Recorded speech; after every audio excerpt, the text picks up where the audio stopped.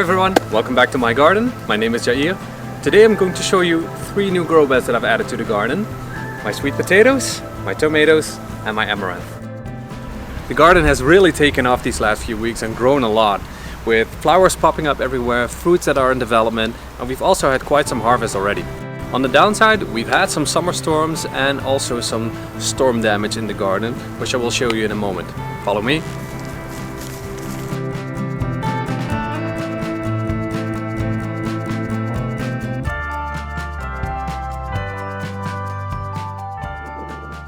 Alright, windy day, and we're making a stone grow bed for the sweet potatoes. We put down a double layer of chicken wire in the hopes that we can keep the vole out of this bed, because it's been a little terrorist.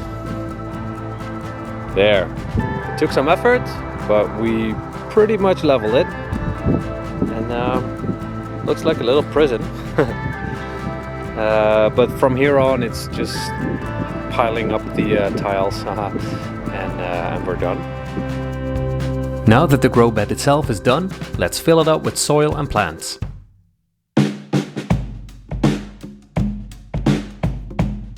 In order to grow sweet potatoes, you'll first need to grow seedlings or slips from an existing sweet potato. I bought mine in an organic supermarket. These tubers have not been sprayed with sprout inhibitors.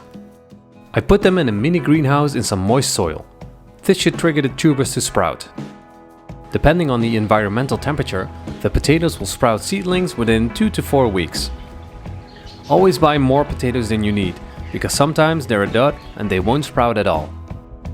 Keep the soil moist, but not too wet, in order to prevent rotting of the tubers, and let the slips grow until they're about 15 to 20 centimeters or 6 to 8 inches. Then you can start harvesting the slips for the second phase, which is growing out some new roots.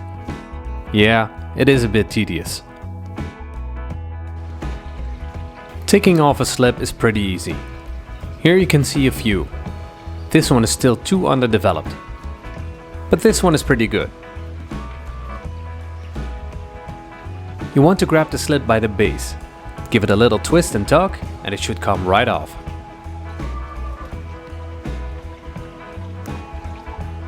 As you can see here, this one has already some roots developing.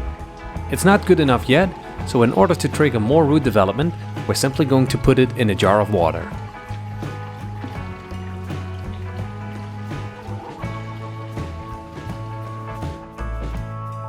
After a few days, new roots will start to grow and your slip will be ready for planting.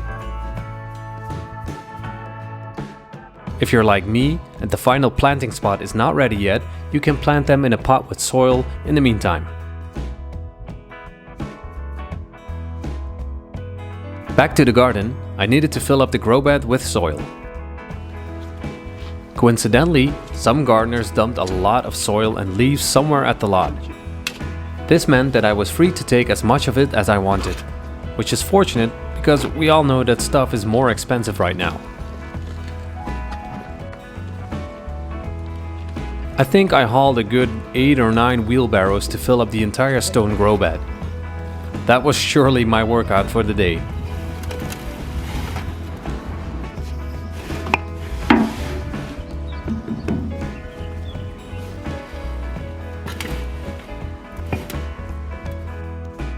So after the grow bed was full, I mixed in some potting soil and cow manure pellets. And I installed an Oya. Watch my previous video to learn more about those. I still had some wood chips laying around to mulch the bed. Mulch keeps the weeds down, protects the root from overheating during the days, while also trapping moisture underneath it, preventing the soil from drying out too quickly. A final round of watering and the bed was done.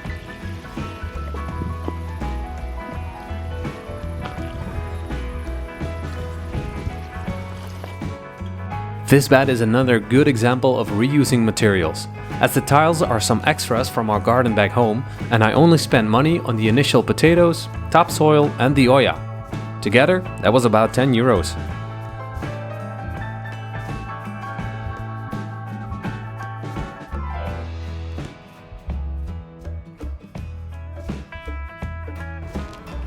For the 2 new tomato beds, I wanted to clear a bit of weeds at the spot. This was, however, still during the dry spell, and the soil was hard as rocks. Eventually, I got it done, and I started to fill up the beds with the same soil that I used for my potato beds.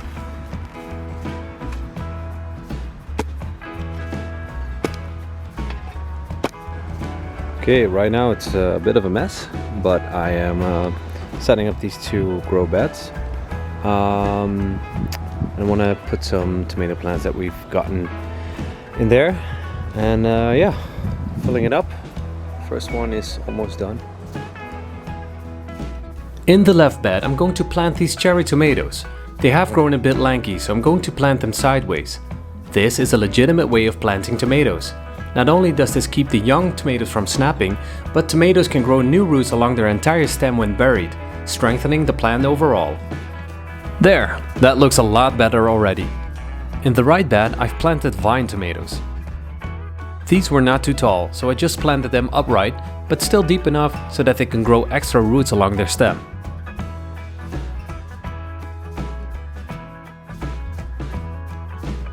After a few weeks and a good layer of mulch, the tomato plants were really starting to grow bigger and stronger. But since these are an indeterminate or a vining type of tomato, they are going to need some extra support, because these can grow really tall. So we were going to make a tomato trellis. I had some bamboo sticks laying around that were used to build the frame.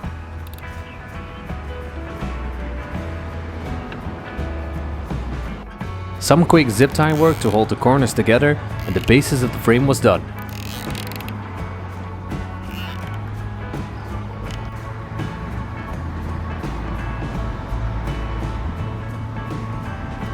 After that, we connected two extra sticks in the middle of the frame. These, together with the rest of the frame, would be used to tie the ropes on.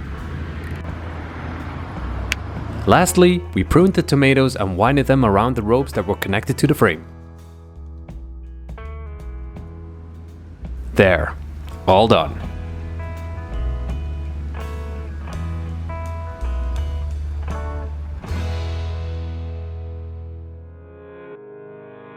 When it comes to the amaranth, I can be pretty quick.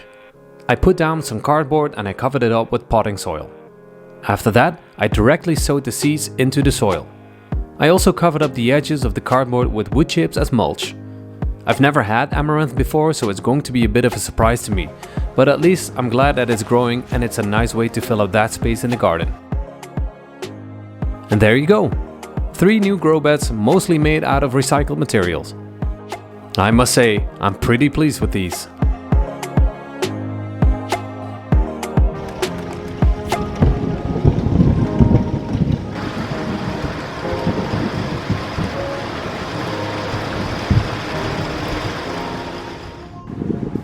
After 6 weeks of dry weather, we finally got some rain. Well, more like storms. Corn is known for its shallow root system, and especially now that the corn is growing pretty tall, it's easily knocked over by the winds. We tried to support them by adding extra soil to the base of the plants, as well as adding some bamboo sticks next to them. Hopefully, this will do the trick by keeping them upright.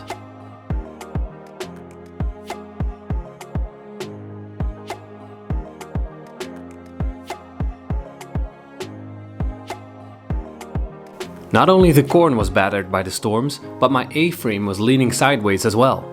Now that the beans have really grown big, the entire frame acts like a sail and catches a lot of wind. So, some repairs were also in order over here. I had to push most of the sticks further back into the ground and added some extra soil around them to keep them in place. I also added some support sticks on one side of the frame in order to keep it from falling over.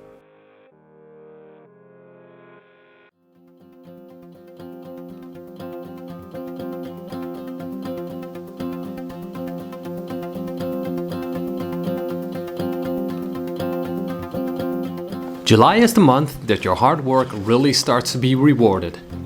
We've had over 15 courgettes from just 3 plants already. Cucumbers are starting to appear, and the first batch of beetroot has been taken home. I have more chard than I know what to do with, and beans are becoming up for grabs, one of my favorite crops.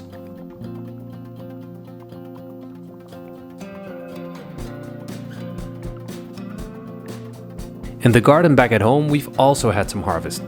I got some garlic that I've planted in October last year, and our Japanese wineberry bush is providing us with a treat every day.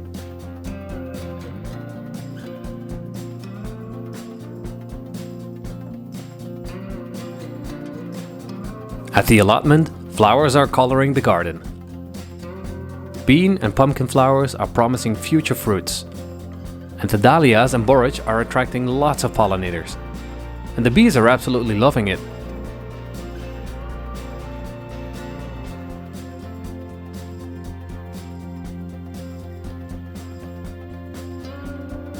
Even the corn is producing silk and tassels.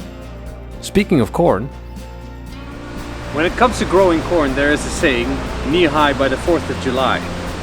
Today is July the 9th. My knees are over here and the top of the corn is over there. So I think I'm good. Pumpkins are another one of my favorite crops, and I'm glad to see many of them forming on the vines.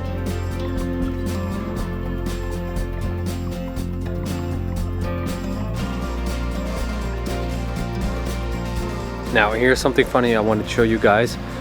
This is the bean bed with the A-frame in it, and it's completely overgrown. And initially I just planted the beans in there and some carrots. But as you can see, there's a lot more going on, and that's because I used the compost that I created myself, and it had a lot of seeds in it. For example, these big leaves over here. This is a pumpkin, just a wild pumpkin.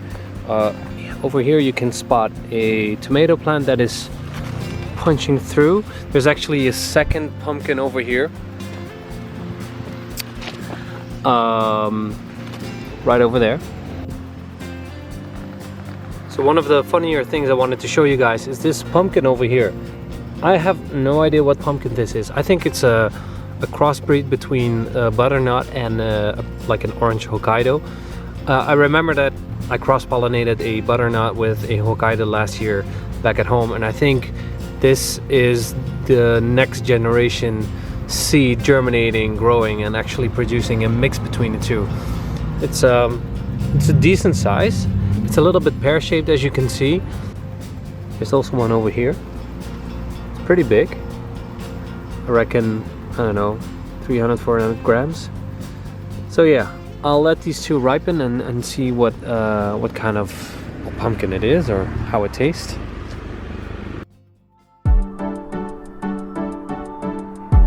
So yeah, as you can see, a lot has happened in the last few weeks, and I'm super happy with the progress of the garden so far, especially now that I can literally reap the benefits of it.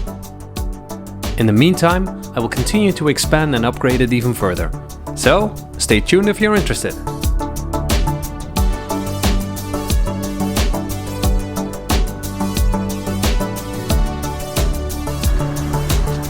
Thank you so much for watching my video again. If you enjoy it, please leave a like and subscribe, and I'll catch you in the next video. Bye bye!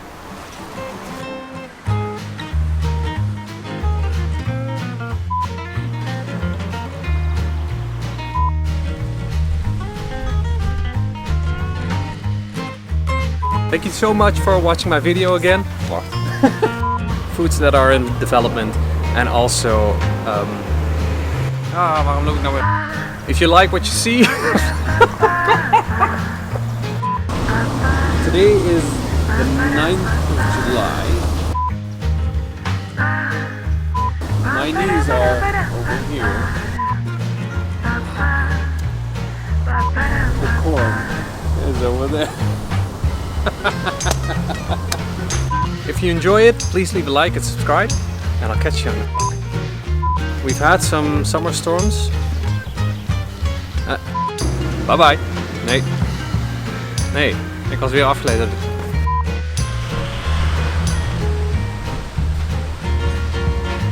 Once again, thank you so much for watching my video. If you like...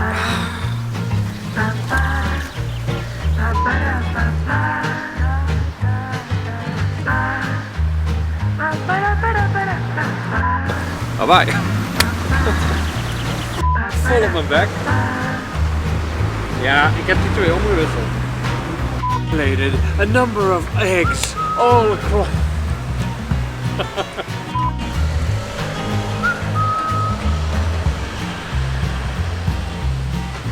Please leave a like and subscribe, and I'll catch you in the next video.